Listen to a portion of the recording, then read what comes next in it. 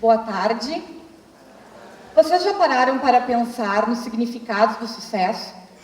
Para vocês, o sucesso depende apenas do esforço de cada um? Gostaria de fazer um relato pessoal sobre esse aspecto. Eu me chamo Viviane, tenho 30 anos e me considero uma pessoa bem-sucedida. Sou estudante de doutorado e em breve me tornarei uma professora pesquisadora em uma universidade renomada desse país. Em 2009, quando eu concluí a graduação, passei a fazer parte de 16% da população brasileira com ensino superior completo. Quando eu concluí o mestrado, passei a fazer parte de 0,35% da população. E em 2018, quando estiver com o doutorado concluído, passarei a fazer parte de 0,09% da população com o título de doutores. Os dados também mostram que os doutores recebem, em média, 35% a mais do que os mestres, que por sua vez recebem em torno de 85% a mais que os graduados. Considerando que os meus pais sequer concluíram o ensino fundamental, certamente posso dizer que sou uma mulher bem-sucedida.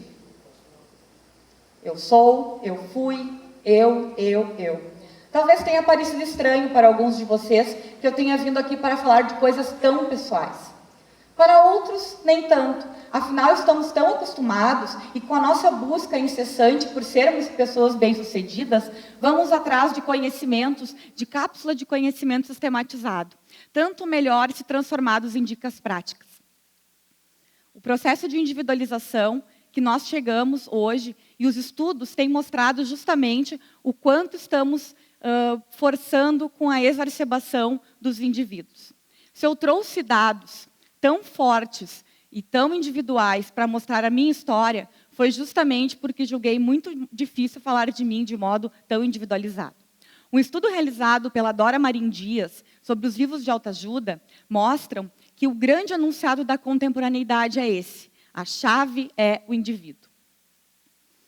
Como sou eu a pessoa privilegiada a estar aqui, também posso escolher o que quero dizer. E posso, sem problema algum, narrar a minha história. E é, de certo modo, isso que eu farei. Só que deixe-me fazer uma ressalva. Há várias formas de contar a sua história. É tanto possível fazer daquela forma individualizada como eu iniciei, ou então falar de algumas pessoas ou de algumas situações que me tornaram o sujeito que eu sou hoje. Justamente, o que eu gostaria de fazer com aquela provocação inicial era convidar vocês a pensarem comigo em como sociedade, que rumos estamos dando para as formas de vida coletiva. Será que ainda há formas de vida coletiva?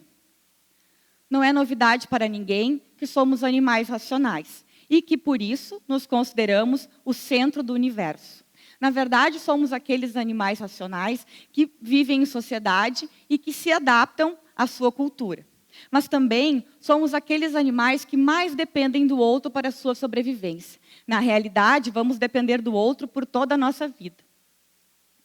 Por esse motivo, os primeiros grupos humanos, desde os primórdios, se articularam dependendo dessas vidas coletivas e formando aqueles núcleos que nós chamamos de família. Ao falar que superei dos meus pais, ao dizer que eu concluí o ensino superior e a pós-graduação, enquanto eles nem sequer conseguiram concluir o ensino fundamental, eu não falei o mais importante. Que os meus pais, de modo sempre muito humilde e sensato, fizeram o maior esforço para que minha irmã e eu pudéssemos estudar. E isso garantiu liberdade para que pudéssemos escolher o que gostaríamos de ser no futuro. E que sem eles, jamais estaria aqui hoje, pois, afinal de contas, embora eles não tenham estudado, o estudo nunca deixou de ser uma prioridade na nossa família. Por mais que eu tenha sido sempre uma boa aluna, chega algum momento da nossa vida em que há pessoas tão boas ou melhores quanto nós. Ingressar no doutorado, confesso para vocês, foi uma tarefa um pouco difícil. Tive que fazer o processo seletivo mais que uma vez e mais que uma universidade. Receber um não, quando você quer algo com muita força e acredita muito naquilo, é de fato algo bastante dolorido. E você pensa em desistir. Eu jamais desistiria, mas eu não sou responsável sozinha por isso. A minha orientadora do mestrado e agora do doutorado, mais que uma vez me disse: Viviane, não desista, tenta de novo. Vai atrás, tu tem todas as condições.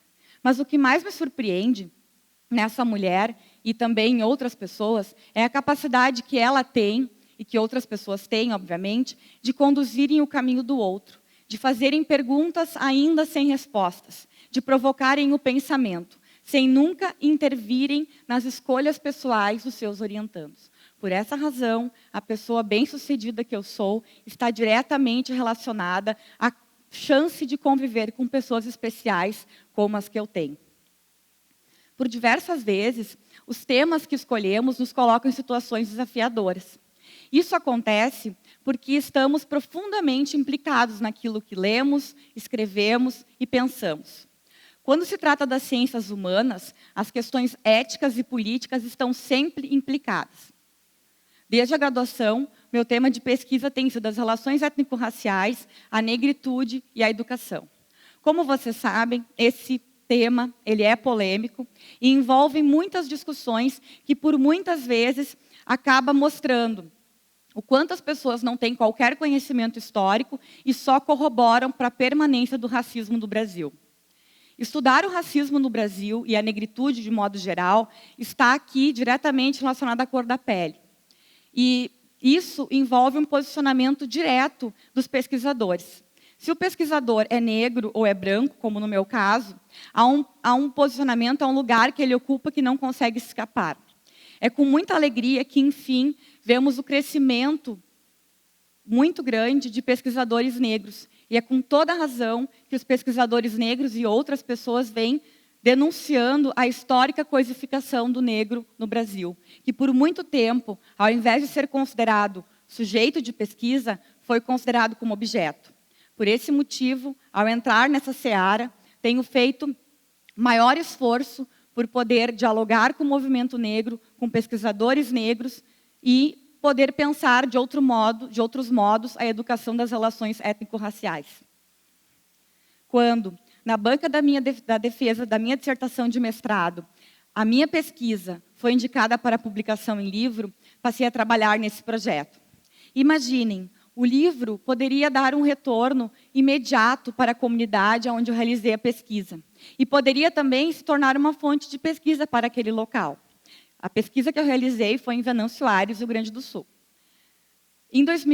Nesse ano, em 2015, em julho, a publicação saiu, com apoio da ONG Euforia e também de outras pessoas, e é muito bom poder compartilhar um livro para além da academia, que, acima de tudo, está preocupada em estudar o outro, está preocupada em mostrar os tensionamentos e o quanto os meios de comunicação, as mídias e, no caso, o jornal, produzem os sujeitos, nesse caso, o sujeito negro.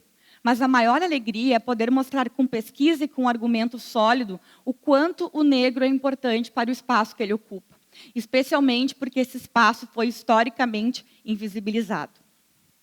Algumas vezes, entrar em determinados espaços gera algumas dúvidas, algumas surpresas. Uma coisa que sempre me perguntam é: por que uma mulher branca, de origem alemã, se interessaria por esse tema? A curiosidade vai aumentando na medida em que as pessoas veem que, de fato, esse é um tema que me move e o quanto me incomoda, a ponto de dar aquela dor no estômago, sabe? Toda vez que a gente fica sabendo de alguma situação de permanência de desigualdade ou, então, de discriminação. Como pode a cor da pele causar situações tão grotescas nas pessoas? E por ser, então, ao escolher a temática racial e por ser uma mulher branca, eu sei que estou em condição de privilégio. E isso, confesso para vocês, é uma coisa que me incomoda profundamente. Mas ser uma pesquisadora branca que estuda a negritude, acima de tudo, representa estar em contato direto com a alteridade. O que ocorre também com as pessoas negras que estão próximas a mim. No dia do lançamento do meu livro, em Venâncio Aires, recebi um apelido, um tanto quanto engraçado, e que me deixou muito feliz. Um apelido de uma mulher negra muito querida, que passou a me chamar de Afrodite.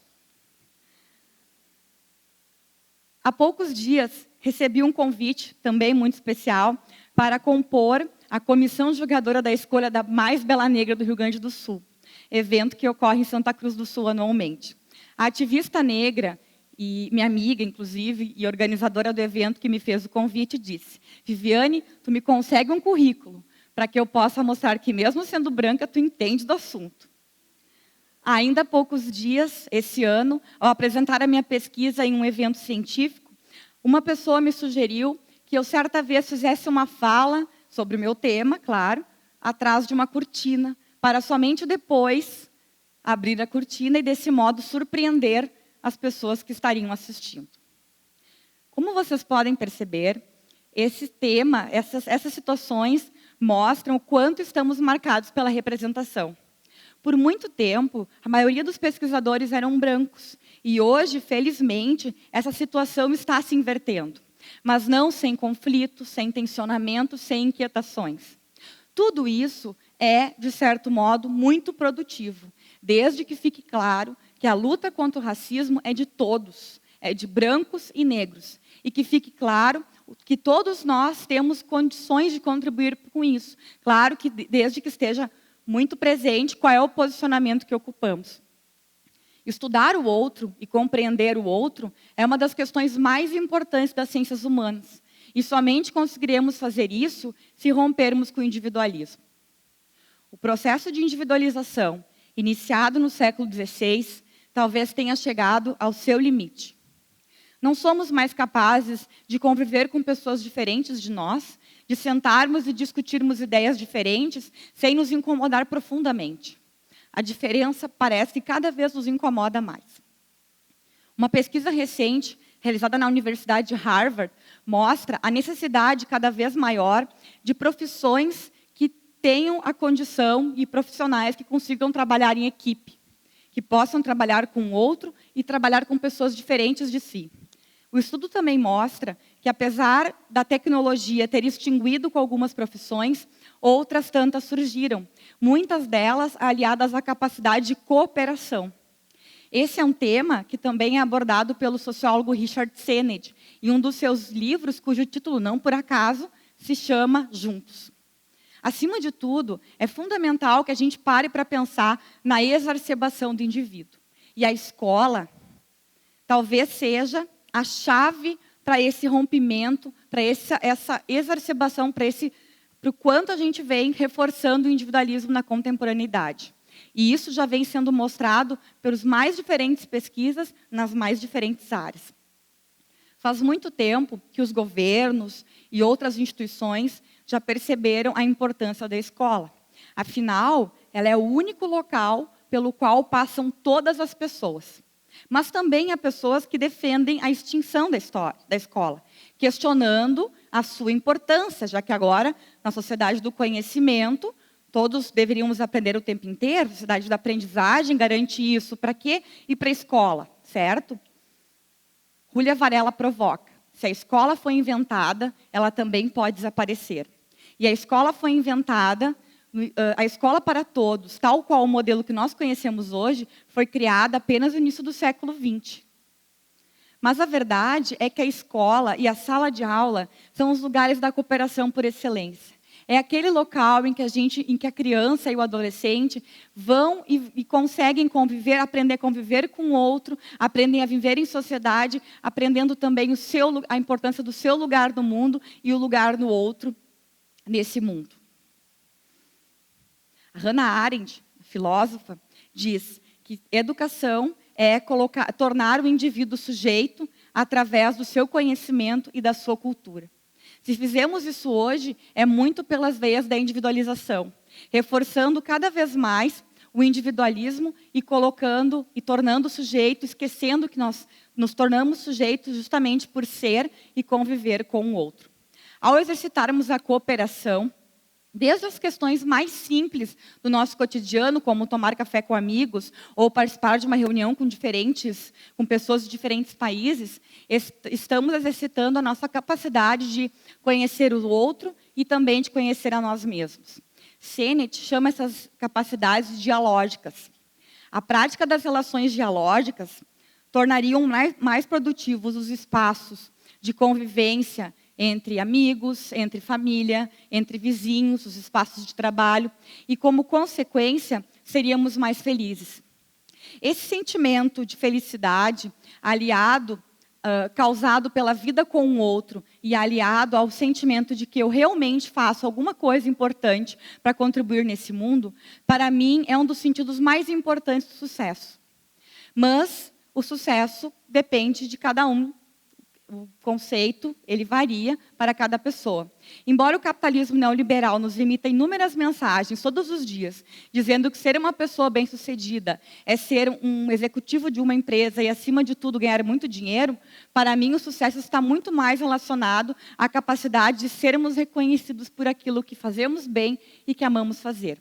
Reconhecimento que está nas pequenas coisas, desde um olhar de uma criança que percebe o quanto você acredita nela, ou então naquele abraço orgulhoso dos seus pais, que se dão conta de que, assim como eles ensinaram, para você, o mais importante não é o que você tem, e sim quem você se tornou. Eu, Viviane, sou uma pessoa que preciso do outro, que me constituo a partir desse outro, e que sou muito feliz por justamente estar rodeada de pessoas que eu posso ouvir e que também me escutam. Para mim, esse é o verdadeiro sentido do sucesso. Mas fica o convite para pensar, o que produz o sucesso para cada um de vocês? Foi um prazer, muito obrigada.